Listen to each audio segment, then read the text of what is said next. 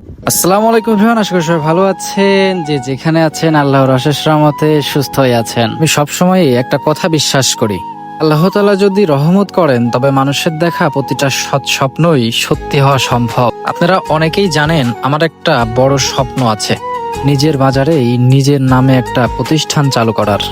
নামটা তো অলরেডি অনেকেই জানেন, Mostafa motors and servicing centre. হ্যাঁ ভাইজান, নাম শুনেই বুঝে গেছেন এটা একটা মোটরসাইকেলের গ্যারেজ আর পার্টসের দোকান হতে যাচ্ছে। অনেকেই আমাকে ইদানিং প্রশ্ন করছেন, কি অবস্থা মোস্তফা ভাই, কাজের কত দূর, দোকান কবে দিচ্ছ? আবার কেউ কেউ হয়তো একটু হিংসা বা বাঁকা চোখে দেখছেন। উদ্দেশ্যে একটা কথা বলবো ভাইজান, হিংসা না করে আপনিও চেষ্টা করেন, আপনিও পারবেন। অন্যের সাফল্য হিংসা করার চেয়ে নিজে খাটুনি দেওয়া অনেক ভালো। কাজের কথা যারা জিজ্ঞেস করছেন তাদের বলি, কাজের ফল সবসময় মিষ্টি হয়। আমি তাড়াহুড়া করে কোনো প্যারা নিতে চাই না, নিজের মতো করে ধীরে ধীরে নিরিবিলি গড়ে তুলতে। আর সেজন্যই আজ এই মোটর বাইক ওয়াশ করার প্রেসার মেশিনটা কিনতে আসা। বড় কিছুর শুরুটা কিন্তু ছোট ছোট জিনিস দিয়েই হয়। অনেকে ভাবতে পারেন হুট করেই এই লাইনে কেন, আসলে বুদ্ধি হওয়ার পর থেকেই, মানে একদম শুরু থেকেই আমি ব্যবসার সাথেই জড়িত। ব্যবসা কিভাবে চালাতে হয় ইনশাল্লাহ সেই অভিজ্ঞতা আর বুদ্ধি আল্লাহ আমাকে দিয়েছেন। এতটুক ভরসা নিজের উপর আছে, কোনো পরিস্থিতি সামলে আমি এটা চালিয়ে নিতে পারবো। আপনাকেই বলবো একটু ধৈর্য ধরেন, ইনশাল্লাহ খুব শীঘ্রই একদম ভিন্ন কিছু নিয়ে ধামাকা উপায়ে আপনাদের সামনে হাজির হব। এই নতুন পথ চলার জন্য সবাই মন থেকে দোয়া করবেন, আল্লাহ আমার এই স্বপ্নটা সুন্দরভাবে পূরণ করেন। আপনারা অনেকে হয়তো ভাবছেন, মোস্তফা ভাই দোকান তো এখনো শুরুই হলো না, এখনই মেশিন কেনার কি দরকার ছিল? চাইলে তো দোকান খোলার পরেও কেনা যেত, তাই না? আসলে আমার চিন্তাটা একটু অন্যরকম। আমি চাই আমার প্রতিষ্ঠান Mostafa motors and servicing centre চালু করার আগেই সব দিক থেকেই নিজেকে প্রস্তুত করে নিতে, আগে থেকেই হাতের কাছে থাকুক, জায়গাটাও আরো চেনা হোক, মানুষের সাথে পরিচিত বাড়ুক। তাহলে কাজ শুরু করার পর আর কোনো প্যারা থাকবে না।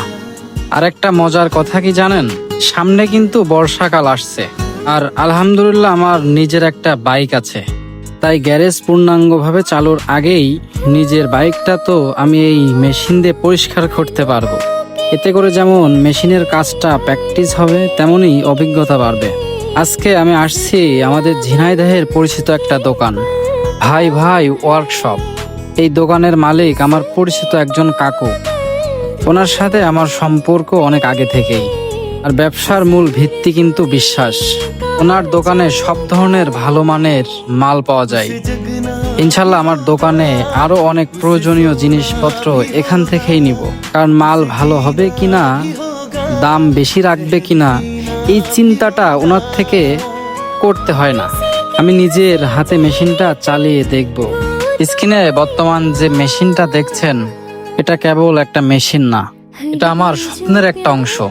নিজের জমানো টাকায় নিজের প্রতিষ্ঠানের জন্য প্রথমে মেশিনটা যখন আমি নিজ হাতে খুলছিলাম, তখন বুকের ভিতরে যে কি পরিমাণ আনন্দ কাজ করছিল তা আপনাদের বলে বোঝাতে পারবো না। তখন বুকের ভিতরে কি পরিমাণ আনন্দ কাজ করছিল তা আপনাদের বলে বোঝানো সম্ভব না।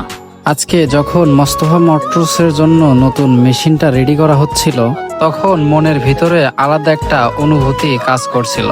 বারবার একটা কথাই মনে হচ্ছিল, হয়তো এই মেশিন দিয়েই একদিন আপনাদের অনেক শখের, অনেক স্বপ্নের বাইক ওয়াশ হবে আমাদের এই ছোট্ট দোকান থেকে। তবে শেষে একটা কথা বলি, ভিডিওটা আর লং করব না। জীবনে যাই করেন না কেন, বিশ্বাসঘাতকতা করবেন না, আর বেঈমানকে কখনো মাফ করবেন না, কারণ বেঈমান ক্ষমার অযোগ্য। সো এভরিওয়ান, আজকের মতো এই পর্যন্তই। দেখা হবে নতুন কোনো ভিডিওতে, নতুন কোনো ব্লগ নিয়ে। সবাই ভালো থাকবেন, সুস্থ থাকবেন, নামাজের কথা মনে রাখবেন।